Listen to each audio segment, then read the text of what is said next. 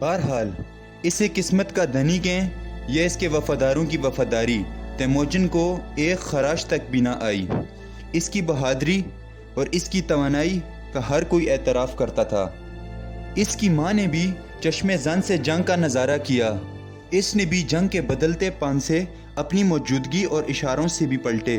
اس کی موجودگی نے بھی لشکریوں کے خون کو گرم رکھا اور ان کی حوصلہ افزائی کی۔ اس عورت کی عقلی اور تیموجن کی شخصی موجودگی نے میدان تیموجن کے ہاتھ رکھا۔ دشمن کی فوج کو میدان سے بھگانے ہی میں عافیت تھی۔ ان کے لیڈروں میں سے ٹیچوٹ کو قتل کر دیا گیا اور دوسرا بھائی بھاگنے میں کامیاب رہا اور میدان تیموجن اور اس کی ماں کے ہاتھ رہا۔ اس خونی جنگ کے نتائج سامنے آنے پر تیموجن اب صرف ایک نوخیز لڑکا نہ رہا بلکہ جنگجوؤں کے درمیان میں ایک جنگجو اور مرد تھا۔ اسے اس کی فوج کی طرف سے ان کا شہزادہ اور با اختیار حکمران تسلیم کر لیا گیا۔ اس نے اپنی فوجوں اور سرداران سے خطاب کیا، انہیں انعام و گرام سے نوازا۔ انعام و کرام ملک کا دستور تھا، جن میں گھوڑے، اسلحہ، قیمتی لباس اور ذاتی زیورات شامل تھے۔ بلا شبہ ایسے لوگ جن کی صبح شام گھوڑے کی پشت پر گزرتی تھی، ایسے انعام بہت زیادہ قیمتی تھے۔ اس فتح کے براہ راست نتائج یہ تھے کہ تقریباً سارا ملک جو باغیوں کے زیر تسلط تھا، کسی مزید قابل ذکر مزاحمت کے تیموجن کے جھنڈے تلے چلا آیا۔ دوسرے قبائل جو اس کی سلطنت کی سرحد پر رہتے تھے، انہوں نے دوستی اور تعاون کے معاہدوں پر پیغام بھیجے۔ ان قبیلوں میں سے ایک خان کی طرف سے تیموجن سے مطالبہ کیا گیا کہ اس کے ساتھ دوستی کے معاہدے کی مضبوطی کے لیے وہ اپنی بہن کی شادی اس سے کر دے۔ سیاسی دستور کے مطابق تیموجن نے ایسا ہی کیا۔ اس جنگ کے بعد تیموجن کی طاقت کا شہرہ تمام ہمسایہ ملکوں میں پھیل گیا، ہر طرف سے مبارکباد تسلیم کرنے لگا۔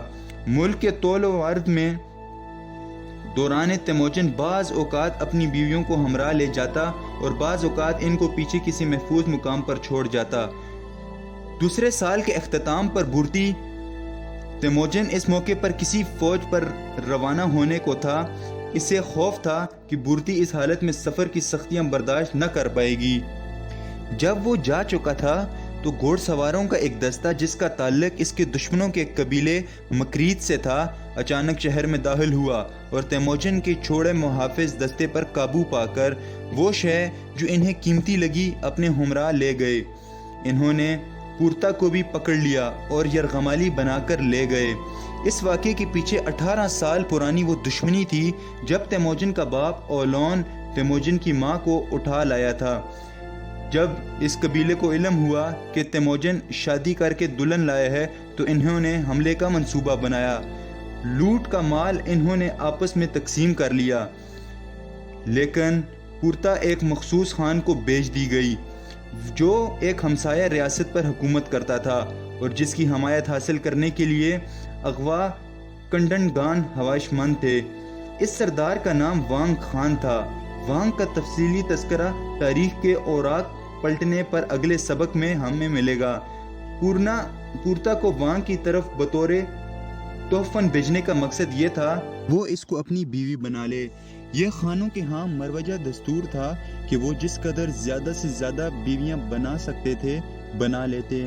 چنانچہ جب جنگوں میں بلند مرتبہ خانوں اور ان کے لوگوں کو قیدی بنا کر لایا جاتا تو ان میں خوبصورت اور جوان عورتوں کو وہ تحائف بنا کر بڑے اور طاقتور شہزادوں، خانوں اور سرداروں کو بیچ دیتے تھے۔ اس سے ان کے درمیان دوستی اور یگانگت کے جذبات میں اضافہ ہوتا تھا۔ اس سے قطعی کوئی فرق نہ پڑتا تھا کہ تحائف کو وصول کرنے والا جوان بچہ ہے یا بوڑھا ہے۔ بعض بوڑھے کی طرف سے ایسے تحفے کی وصولی پر زیادہ تحسین ملتی تھی۔ پورنا کے معاملے میں وانگ خان بوڑھا تھا، بلکہ کہا جائے تو یہ تیموجن کے باپ کی عمر کا تھا اور وہ تیموجن کو اپنا بیٹا بھی کہہ کر بلاتا تھا۔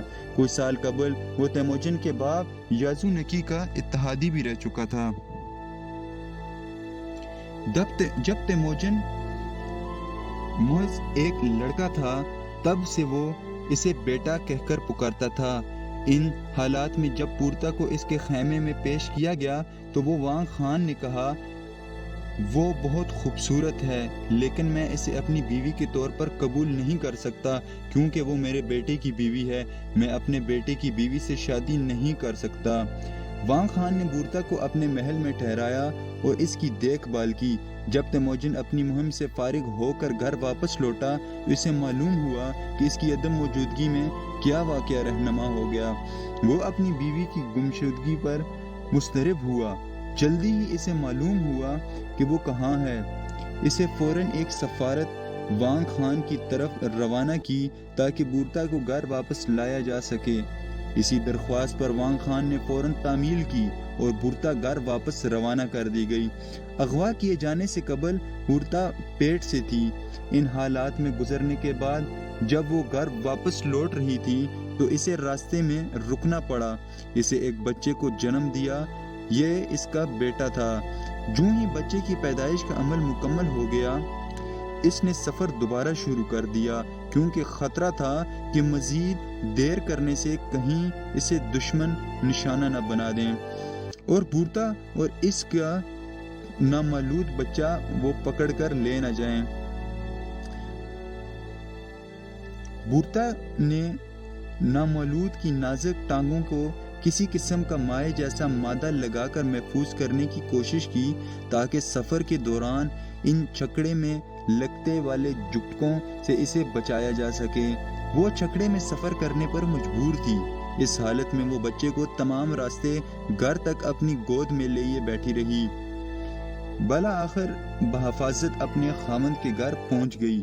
تیموجن اسے دوبارہ اپنے سامنے پا کر خوشی سے دیوانہ ہو گیا۔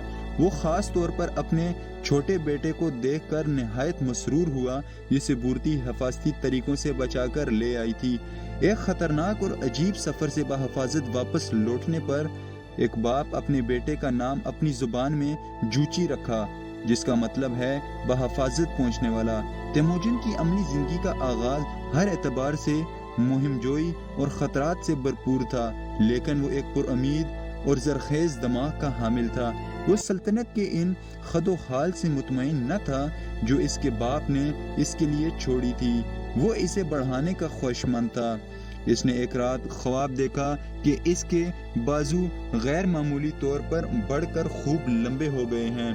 اس نے ہر ہاتھ میں ایک تلوار ہے جسے اس نے بڑھایا ہے۔ ایک کا منہ مشرق کی طرف تھا تو دوسرے کا منہ مغرب کی طرف۔ صبح ہونے پر اس نے اپنا خواب اپنی ماں کو سنایا۔ اس کی ماں نے اس خواب کی تعبیر یوں بیان کی کہ وہ ایک عظیم فاتح ہوگا اور اس کی بادشاہت کی حدیں مشرق سے لے کر مغرب تک ہوں گی۔ اس خواب کے بعد 2 سال تک تیموجن کی زندگی کا گراف بلند سے بلند ہوتا چلا گیا اور اس کی اچھی قسمت کا ستارہ چمکا۔ کہیں سے ایک رد عمل کی خبر آئی۔ اس کی سلطنت کے کچھ قبیلوں نے اس کی حاکمیت سے اظہار بیزاری کیا۔ کئی خان سازشوں میں مشغول ہو گئے تھے، حتیٰ کہ اس کا اپنا قبیلہ اس کے خلاف ہو گیا تھا۔ سلطنت کے کئی حصوں میں بغاوت پھوٹ پڑی اور اسے کئی مہینوں تک دور جانا پڑا۔ وہ کبھی یہاں لڑتا تو کبھی وہاں تاکہ بغاوت پر قابو پا سکے۔ اس نے اپنے قبیلے میں مہمیں چلانا شروع کر دی۔ ایسی ہی مہموں میں سے ایک میں سے اسے قیدی بنا لیا گیا۔ وہ کسی نہ کسی طرح فرار ہونے میں کامیاب ہو گیا۔ اس نے باغی سرداروں کو چند تجاویز دیں۔ اسے امید تھی کہ مذکورہ تجاویز ان کو کسی حد تک مطمئن کر دیں گی اور وہ دوبارہ اس کے حلقۂ ارادت میں چلے آئیں گے، لیکن ان تجاویز کا خاطر خواہ نتیجہ برآمد نہ ہوا۔ باغی خانوں کی خواہش تھی کہ تیموجن کے اقتدار کو ختم کر دیا جائے، اس کی سلطنت کو آپس میں بانٹ لیا جائے یا ان میں سے کسی ایک کا انتخاب کر کے تیموجن کی جگہ اسے اقتدار سونپا جائے گا۔ آخر تیموجن نے نتیجہ اخذ کیا کہ وہ فی الوقت اپنے دشمنوں کو زیر نہیں کر سکتا اور وہ طاقتور سے طاقتور ہوئے جا رہے ہیں، جبکہ تیموجن کے چاہنے والے تعداد میں کم اور جذبے میں ماند پڑتے جا رہے تھے۔ وہ سوچنا شروع ہو گیا کہ وہ ایک ایسی سلطنت جو وحشی اور جنگجوار رکھنے والی خانہ بدوش قوموں پر مشتمل تھی، اس پر حکومت کرنے کے لحاظ سے عمر میں چھوٹا ہے۔ اس نے اپنے بڑے ہونے تک بغاوت سرد کرنے کی اس کوشش کو ترک کرنے کا فیصلہ کر لیا۔ تاکہ حالات میں کوئی تبدیلی اونڈ آئے۔ اس نے اپنی ماں سے مل کر عارضی طور پر میدان خالی کرنے کا منصوبہ بنایا۔ مورخین کا خیال ہے کہ ممکن ہے منصوبہ اس کی ماں نے اپنے طور پر تشکیل دیا ہو اور تیموجن پر دباؤ ڈال کر اسے تسلیم کرنے کا کہا ہو، اور یہ منصوبہ تھا کہ تیموجن ایک سفیر وانگ خان کے دربار میں بھیجے گا کہ وہ اس کا استقبال کرے اور اپنی سلطنت میں کچھ عرصے کے لیے تیموجن کو پناہ دے۔ تاؤقیتی کا معاملات تیموجن کی گرفت میں آ جائیں گے اگر وانگ خان کو اس تجویز سے اختلاف نہ ہو اور وہ اسے تسلیم کرے۔ اس صورت میں تیموجن اپنے چچا کو اپنی عدم موجودگی میں اپنا نائب یا گورنر مقرر کر دے گا جو سلطنت کے معاملات دیکھے گا۔ اس کی ماں نے ایک امیر مینگ گلک سے شادی کرنی تھی جسے وزیر اعظم مقرر کیا جانا تھا۔ گورنر اور وزیر اعظم کی ذمہ داری یہ تھی کہ وہ اس وقت تک سلطنت کے معاملات کی دیکھ بھال کریں جب تک تیموجن کی واپسی کی راہ ہموار نہیں ہو جاتی۔ اس منصوبے پر عمل درآمد کیا گیا۔ وانگ خان تیموجن کو اپنے علاقے میں پناہ دینے پر فوراً رضامند ہو گیا۔ ایسا اس نے تیموجن کے باپ سے اپنی دیرینہ دوستی کے پس منظر میں کیا۔ تیموجن کی ماں نے امیر مینگ گلک سے شادی کر لی اور مینگ گلک کو سلطنت کا پہلا شہزادہ قرار دیا گیا۔ تیموجن کے چچا کو تمام اتھارٹی دے کر تیموجن کو واپسی تک گورنر بنا دیا گیا۔ جب تمام کام حسب منصوبہ پایا تکمیل تک پہنچ گئے تو تیموجن 6000 افراد پر مشتمل ایک محافظ دستے کے ہمراہ وانگ خان کی سرزمین کی طرف روانہ ہو گیا۔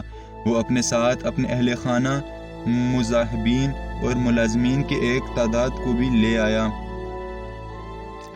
ان میں اس کا بوڑھا اور تجربہ کار استاد اورگار ڈین کراشر بھی شامل تھا جسے تیموجن کے باپ نے تیموجن کی تربیت کے لیے مقرر کیا تھا۔ مضبوط اور طاقتور محافظ دستے کی بدولت تیموجن کا وانگ خان کی طرف کا سفر حیرت و عافیت سے کٹ گیا اور کوئی نہ خوشگوار واقعہ پیش آیا۔ دوستو، آج کے لیے اتنا ہی، ملتے ہیں اگلی ایپیسوڈ میں، تب تک کے لیے اپنا خیال رکھیے گا۔ خدا حافظ۔